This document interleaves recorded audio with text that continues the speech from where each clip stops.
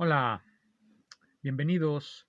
En esta ocasión quiero charlar de un libro que recién acabé de leer, que se titula Conocimiento científico y acción social, de un investigador que se llama Manuel Gil Antón, que trabaja, me parece, en el Colegio de México.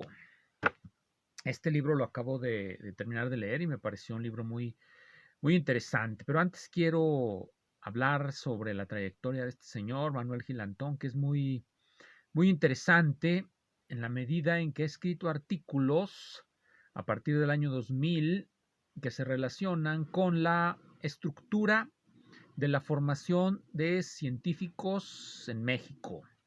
¿Cómo se forman los científicos en México? ¿De qué manera el Estado-Nación ha logrado transformar la profesión académica en este país? Este señor distingue varios periodos que tienen que ver con ese proceso de formación de investigadores.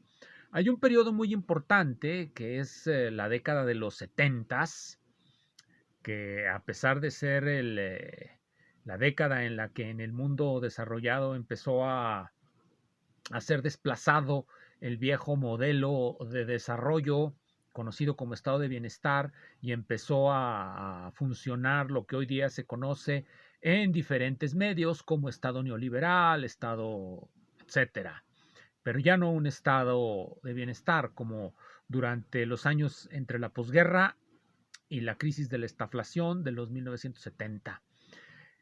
En los 1970 en México se configuró una situación en la que una gran cantidad de personas decidieron ingresar a la educación superior.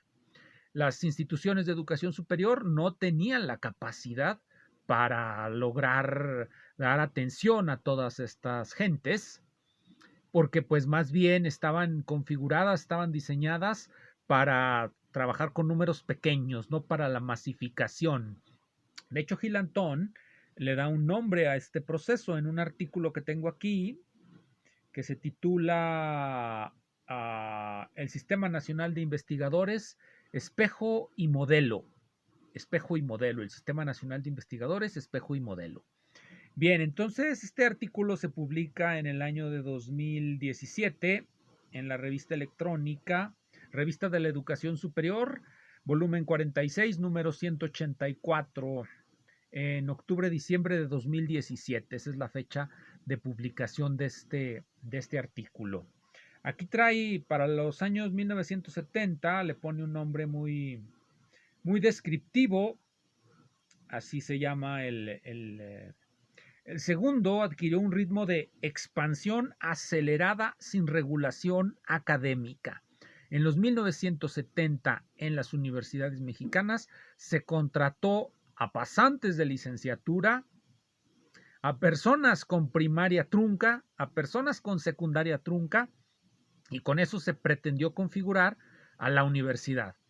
Es decir, se utilizaron o se contrataron por parte del Estado mexicano personal que no tenía las credenciales académicas suficientes para poder sobrellevar las cargas de investigación, docencia o lo que sea que haga una universidad. Esa fue, y se le llama así por Gil Antón, no regulada, expansión no regulada. Se contrató a quien se quiso dar de alta para dar clases. Esto no era sin precedentes.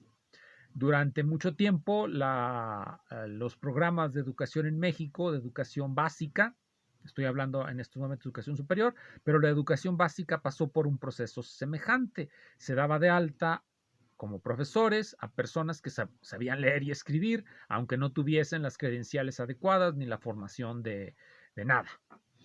Era simplemente la buena voluntad de enseñar a los demás algo, lo cual está, en cierto sentido, bueno, no mal, quizá no bien, pero tampoco mal, regular, a mi ver, que es lo más desdeñable de lo que pueda decir mi punto de vista. Bien, entonces, esto nos describe este señor en este artículo.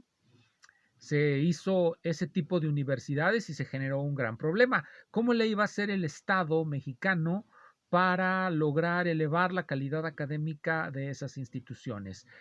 Lo que hizo fue resultado de una serie compleja de factores que se pueden resumir en crisis estructural de las finanzas públicas durante la década de los 1980.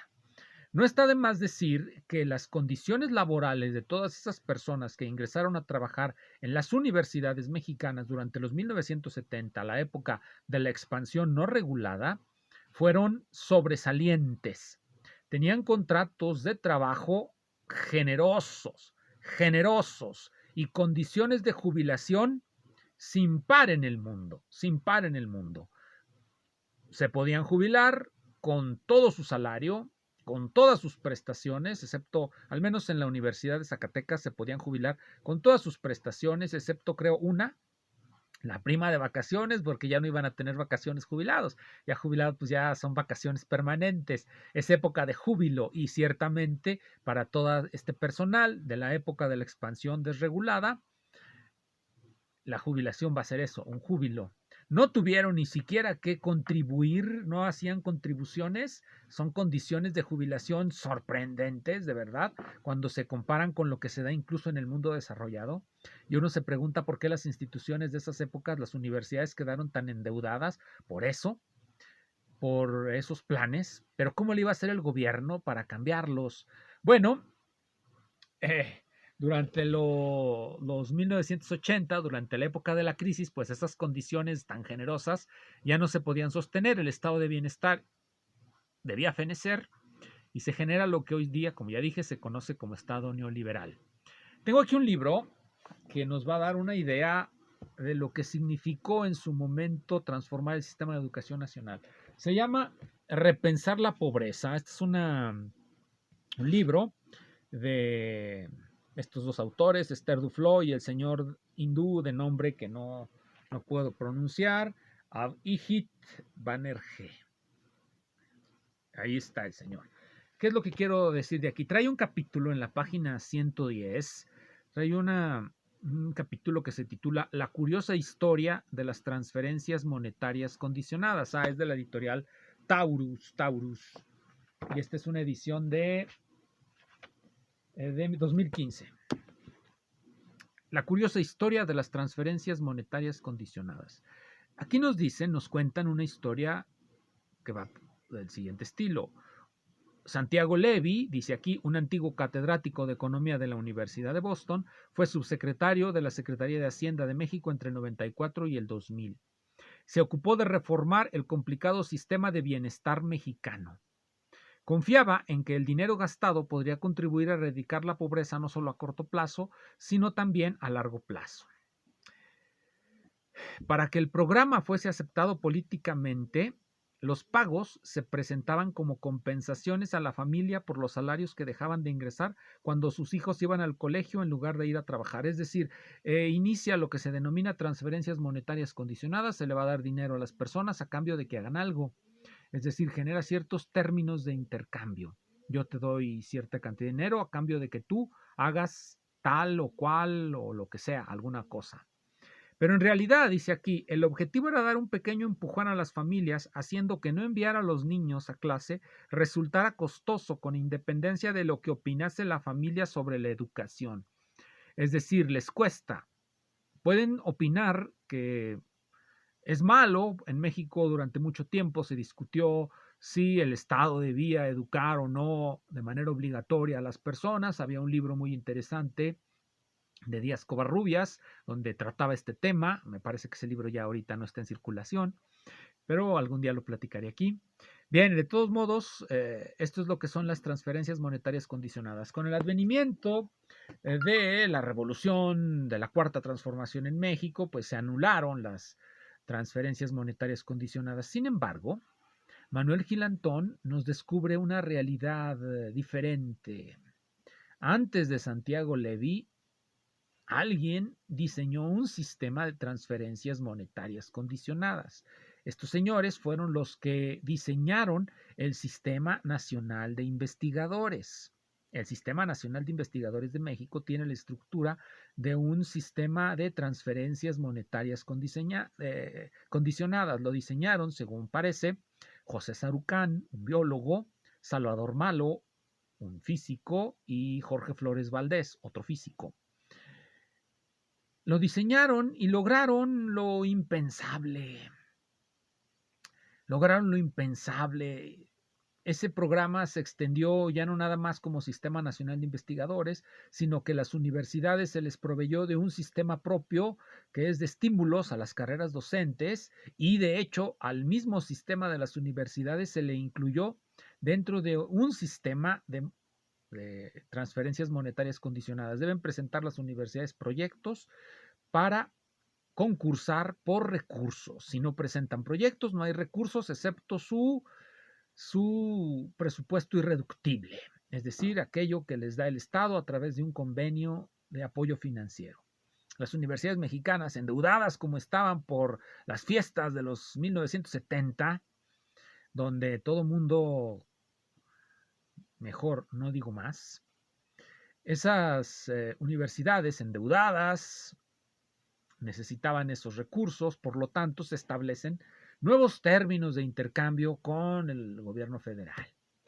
Ahora el gobierno federal condiciona la entrega de recursos y las universidades, en muchos casos, muchos núcleos de universitarios están a la espera de que esto cambie con la cuarta transformación o con la quinta o con la sexta transformación, en las que finalmente ya no haya condicionamiento al dinero y se les dé nuevamente el control del presupuesto a los grupos políticos al interior de las universidades.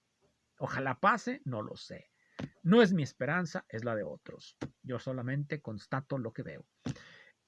Manuel Gilantón nos platica todo esto. Es muy interesante darse cuenta que ese programa de transferencias monetarias condicionadas logró reducir la influencia de los sindicatos. Esto es muy importante. Logró individualizar a los docentes. Ese es el proyecto de modernización de lo que dije desde el principio se llama Estado neoliberal. ¿Qué significaría oponerse a este Estado neoliberal? Es muy difícil de saber.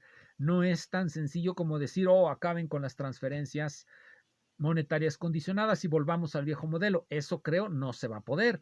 Eso solamente está en las fantasías de los que están en resistencia.